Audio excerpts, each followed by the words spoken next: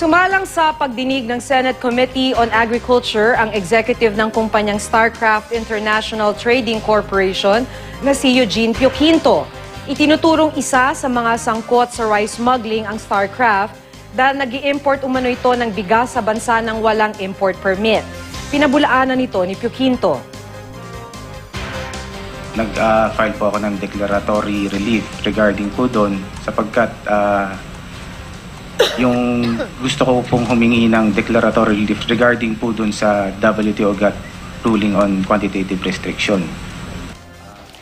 Ginisa rin si Pioquinto kaugnay ng umano'y pakikipagsosyo niya sa iba pang sinasabing rice smugglers, kabilang na si Magdangal Diego Maralit Bayani III na inaresto noong 2012 dahil din sa kasong rice smuggling.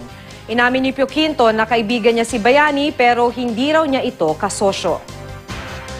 Hindi po ako involved nung 2012 din sa business po ni Mr. Bayani. Hindi ka ba kasama niya dun sa kanyang since you are a very good friend, hindi mo alam na yung mga ginagawa niya? Nalaman ko po kasi nababasa naman po sa dyaryo. Operations of the business, even though he is not Villar, si Pioquinto ang handler ng mga kumpanyang nagpupuslit umano ng bigas. Hawak kasi ni Pioquinto ang dokumento ng mga nasabing kumpanya.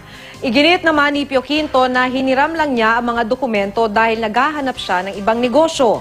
Hindi naman sinagot ni Pioquinto ang ibang tanong ng senadora dahil hindi niya kasama ang kanyang abogado.